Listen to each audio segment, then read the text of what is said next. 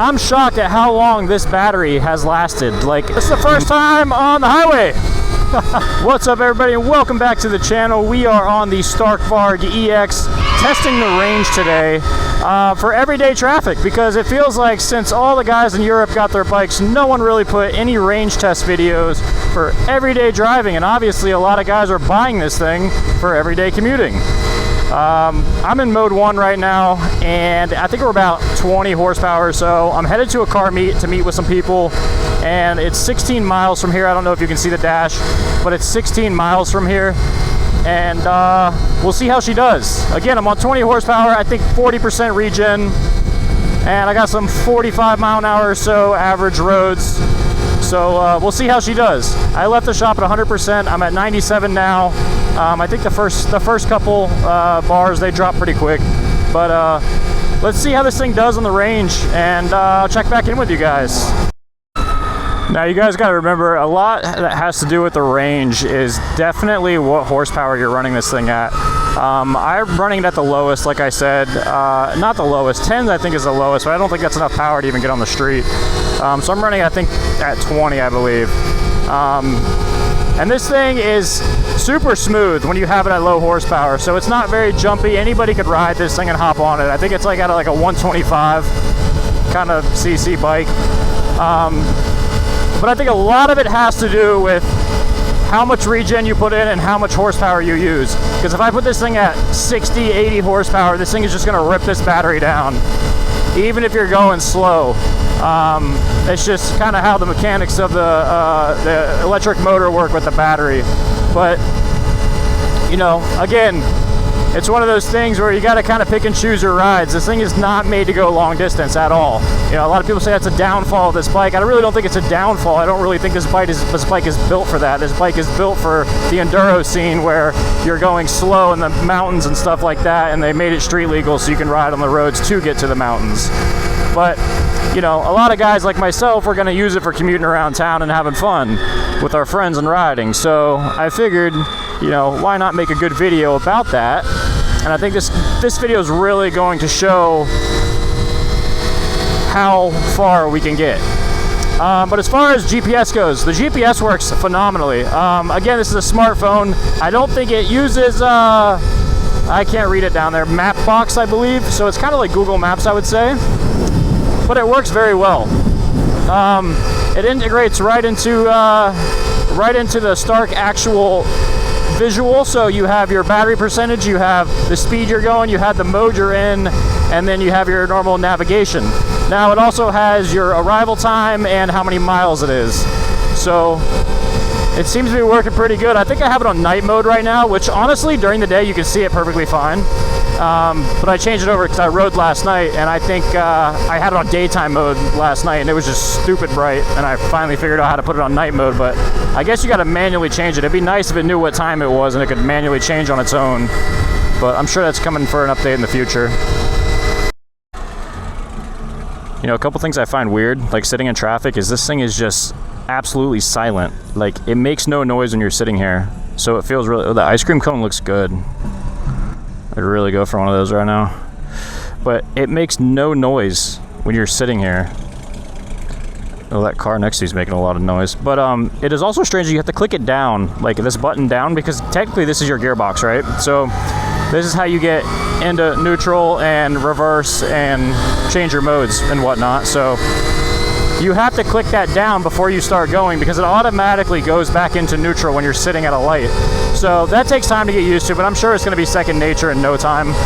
It's just like on a gas bike when you hit the clutch, you know, you hit the clutch down to first gear coming off a light. And that's another weird thing. This thing has no clutch, so your foot always feels like it is so empty over here on the left. You know, if you're used to riding a gas bike. Because this is my first electric bike, so all this stuff is new to me. But riding in town is nice. It's kind of scary that you're not making a bunch of noise, so people don't really know. You really have to be more alert on this thing, because people can't really hear you coming. So you got to make yourself present and be ultra smart about how you ride.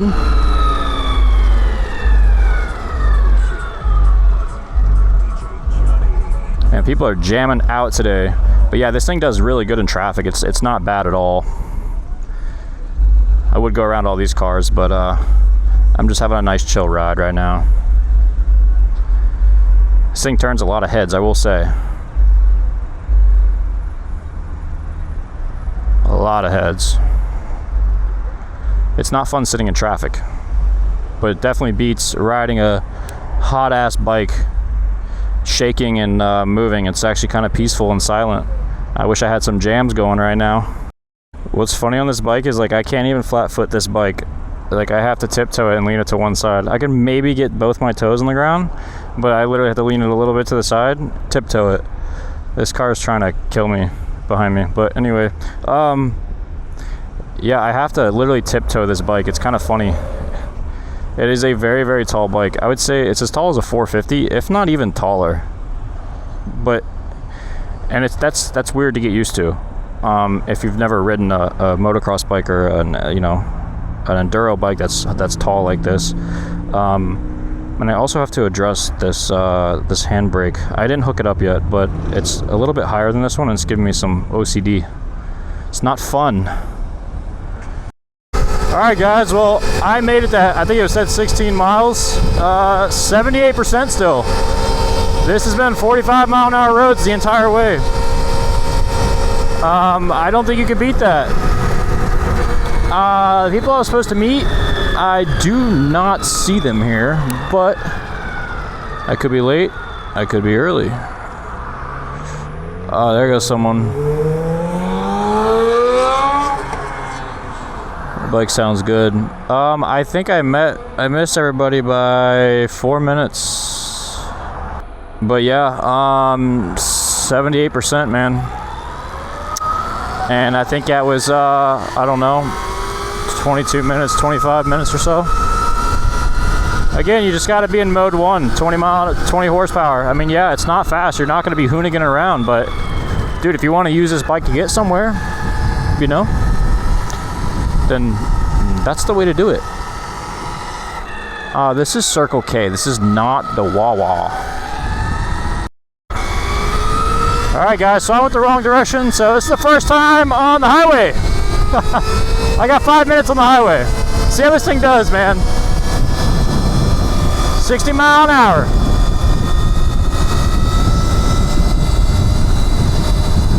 Not very comfortable. We're doing 70.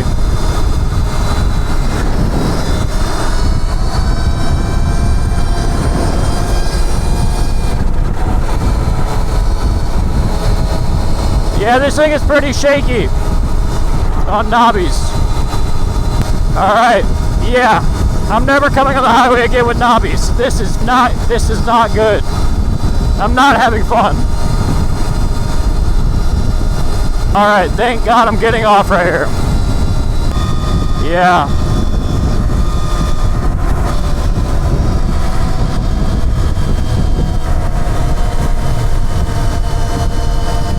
Let's like never try that again.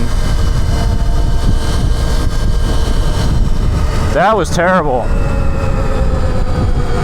That was, I don't know if it was my tires or what was making me bounce like that, but yeah, that is never happening again. Wow, I had to take a moment for that one. I thought I was about to die. I'm not gonna lie. I was gonna slow down, but I didn't want to be a bitch, so I just went for it. That was not fun at all. But anyway, we're on 70% now. That fucking probably burned about 8,000 fucking percentages of my battery.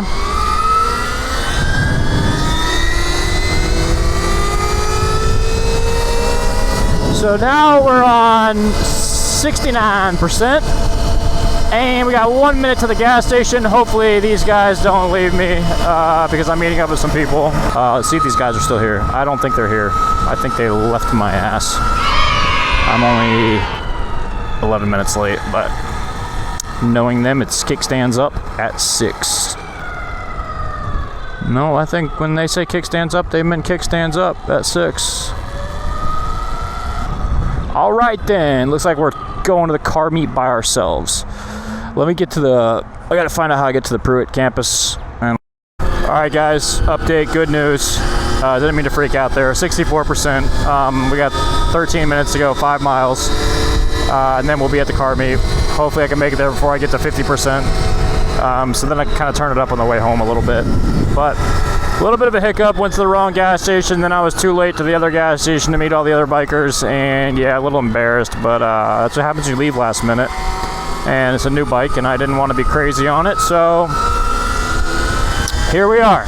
But we avoided the highway to get to the car show. I'm on a back road now, just going through some neighborhoods here, and yeah, we're doing good. I'm shocked at how long this battery has lasted. Like, my mind is blown.